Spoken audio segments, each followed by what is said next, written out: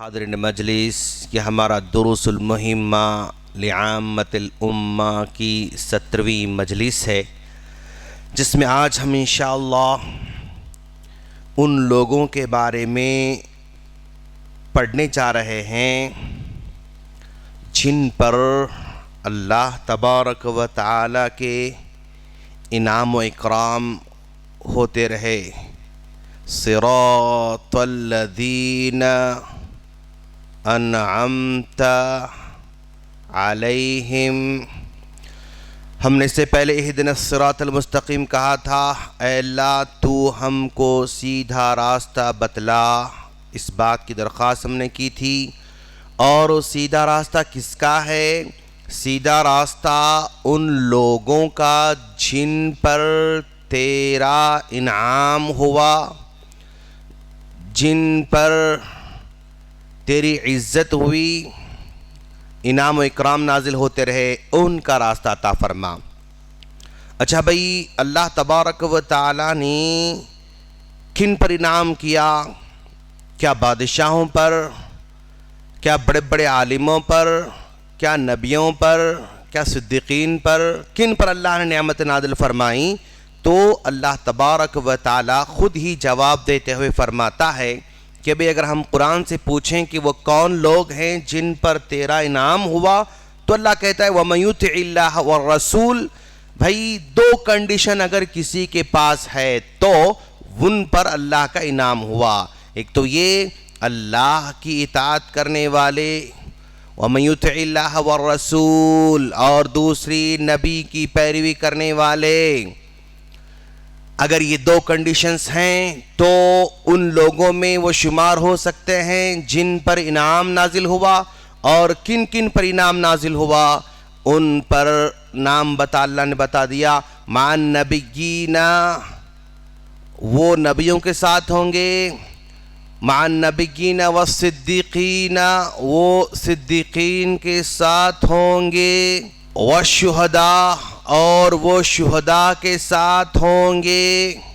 والصالحین، اور وہ صالحین کے ساتھ ہوں گے، صالحین کے ساتھ ہوں گے۔ یہ چار لوگ ہیں دنیا کے اندر جن پر اللہ تبارک و تعالیٰ کی خصوصی نعمت نازل ہوتی رہی، انعام و اکرام ان پر نازل ہوتا رہا۔ تو ان کے راستے پر ہم اللہ تبارک و تعالیٰ درخواست کر رہے ہیں کہ چلا، یعنی یہ لوگ ہم سے پہلے گزر چکے ہیں، یہ ہمارے راستے سے یہ گزر چکے ہیں، یعنی یہاں پر گزر چکے ہیں۔ یہ نبیوں کی شکل میں بھی ہیں، صدیقین کی شکل میں بھی ہیں، شہداء کی شکل میں بھی ہیں، صالحین کی شکل میں بھی ہیں، اولیاء کی شکل میں بھی ہیں۔ یہ ہمارے راستے سے پہلے گزر چکے ہیں۔ تو جب یہ راستے پہ گزر چکے ہیں اور ہم بھی اسی راستے پر چلنا چاہتے ہیں، تو جیسے ان کے پاس کوالٹیز تھے، جو خصوصیات تھے، جو ان کے صفات تھے، وہی صفات ہمارے اندر بھی پیدا فرما، یہ اللہ سے ہم دعا کر رہے ہیں۔ بھئی جیسے فار ایگزامپل مان لیجئے اس راستے پر چلنے والے کیا کوالٹیز تھی، کیا خصوصیت تھی جو آج ہم کو بھی چاہیے، ہمارے اندر بھی چاہیے۔ اگر زندگی میں ہم کہیں سٹک ہو جائیں، اگر ہم زندگی میں کہیں سٹک ہو جائیں، کلوز، کوئی ایسا مسئلہ ہے جس میں ہم کلوز ہو چکے، سٹک ہو چکے، سمجھ میں نہیں آ رہا کیا کرنا ہے ایسے موقع پر، تو یہ گزرنے والوں نے یہاں پر جب سٹک ہو گئے تو اللہ تعالیٰ سے دعا کرتے رہے۔ غار والوں کو یاد کرنا ہے ذرا، غار والوں نے کیا کیا تھا؟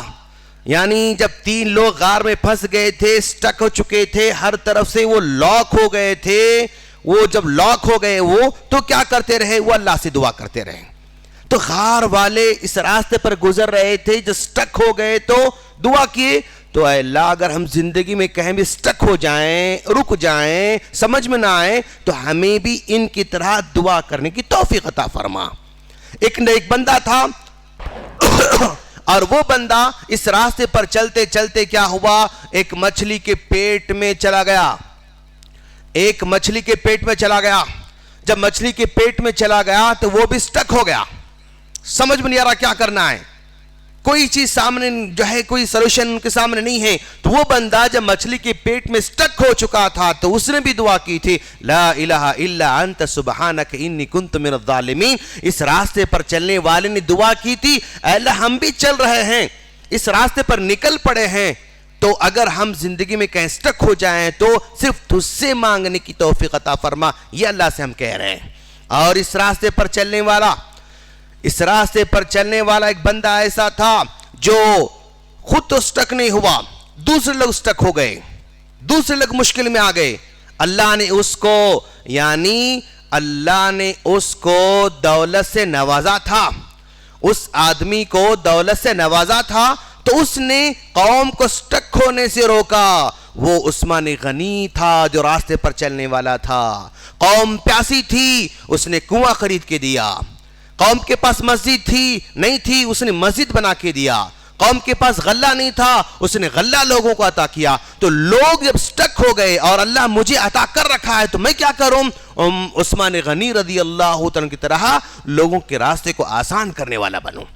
اور اس راستے پر چلنے والا ایک ایسا آدمی بھی تھا جس کے سامنے برائی بہت ہی آسانی کے ساتھ اویلیبل تھی، بدکاری آسانی کے ساتھ اویلیبل تھی، اور جو ہے نفسانی خواہشات کو پورا کرنے کا راستہ بہت آسان تھا۔ اس کو دعوت دی گئی، اس کو بلایا گیا، تب اس نے کہا انی اخاف اللہ۔ وہ یوسف کی شکل میں تھا، وہ یوسف کی شکل میں چلنے والا یہ بندہ، اس نے کہا کہ مجھے اللہ سے ڈر لگتا ہے، اے اللہ اس راستے پر نکل پڑے ہیں، اگر ایسا ہو جائے جس میں نفسانی یا مالی خواہش ہم کو گمراہ کرنے کی کوشش کرے تو یوسف کی طرح ہمیں بھی انی اخاف اللہ کہنے والا بنا۔ اس راستے پر چلنے والا ایک بندہ ایسا بھی تھا، اس راستے پر چلنے والا بندہ بیمار ہو گیا، اور وہ بندہ لگ بھگ 20 سال تک بیمار رہا۔ اس بیماری کی وجہ سے بیوی نے چھوڑا، بچوں نے چھوڑا، لوگوں نے چھوڑا، سب نے چھوڑ دیا تھا، اور یہ بندہ جنگل میں جاتا ہے اور جنگل میں چھوڑ دیا جاتا ہے۔ اس وقت بندہ تجھ سے کہتا ہے کہ ربی انی مسنی الضر، اے اللہ میں تکلیف میں ہوں، بس اتنا کہتا ہے تو اللہ تعالیٰ اس کی بیماری کو دور کرتا ہے۔ وہ ایوب کی شکل میں ہے، وہ یہ راستے پر چلنے والا بندہ ایوب کی شکل میں ہے۔ اگر ایسا کبھی ہو تو ہمیں بھی ایوب کی طرح صبر کرنے، ایوب کی طرح دعا کرنے والا بنا، یہ ہم اللہ تعالیٰ سے کہہ رہے ہیں۔ اور اس راستے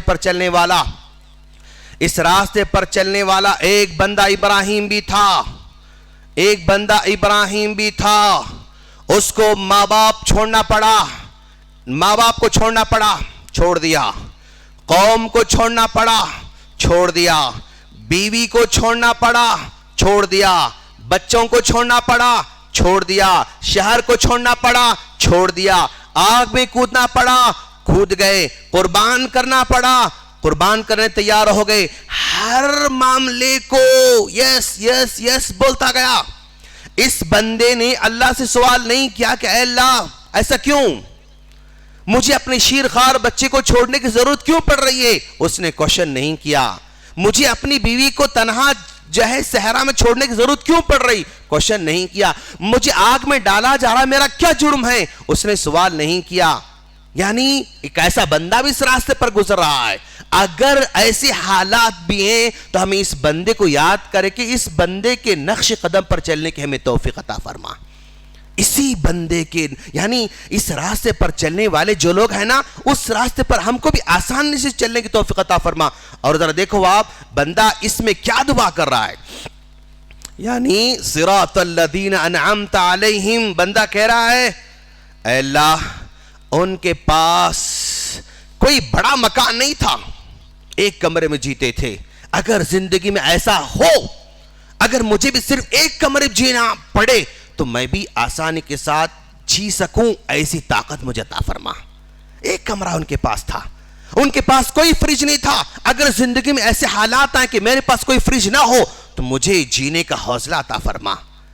یہ بندے ایسی مطلب کیا خوش نصیب ہیں، ان کے پاس کوئی جو ہے اے سی نہیں تھی پھر بھی وہ جی رہے تھے، ان کے پاس کوئی ہوا موڑنے والا پلین نہیں تھا پھر بھی وہ جی رہے تھے، ان کے پاس 150 180 سے دوڑنے والی گاڑی نہیں تھی پھر بھی شکر گزار بن کر جیتے رہے۔ ان کو بیماری تو بچاتا رہا، بڑی بیماری ان کے پاس نہیں تھی، ایڈز ان کو نہیں معلوم تھا، اور کینسر ان کو نہیں معلوم تھا، ہمیں بھی ویسے جو ہے رہنے کی توفیق عطا فرما. یعنی یہ اس راستے پر چلنے والے بندوں کے ساتھ جو ہوا وہ ہم کو معلوم ہے، ہم جانتے ہیں، ہم نے صرف پڑھ رکھا ہے. لیکن اگر اس طرح کے حالات سے گزرنا پڑا تو ہمیں بھی وہ حوصلہ عطا فرما جو ان بندوں کو تو نے عطا کیا تھا. ان بندوں کو جو حوصلہ دیا ویسا دے، ان بندوں کو جو ایمان دیا ویسا دے، ان بندوں کے اندر جو قربانی کا جذبہ تھا ویسا ہم کو عطا فرما. تو اس ایک آیت میں یوں سمجھو آپ پوری تاریخ سمائی ہوئی ہے. تیرا انعام ایمان کی شکل میں، تیرا انعام ایسا انعام جو حقیقی ہے، لازوال ہے. یہ گاڑی گھوڑا بیل، یہ جو ہے پراپرٹی مال دولت فلاں فلاں، یہ زوال، یہ ختم ہونے والا ہے، یہ عارضی ہے، یہ ہم نہیں مانگتے ہیں. وہ دے تو یہ سب کچھ ساتھ میں انشاءاللہ تو ہم کو عطا کر سکتا. یہ صراط الذین انعمت علیہم کے اندر بندہ اللہ سے مانگ رہا ہے. ہم اللہ سے دعا کرتے ہیں اللہ تعالی ہم تمام کو اس راستے پر جو چل چکے ہیں انہی کے نقش قدم پر ہمیں چلنے کی توفیق عطا فرما. آمین. السلام علیکم ورحمۃ اللہ وبرکاتہ.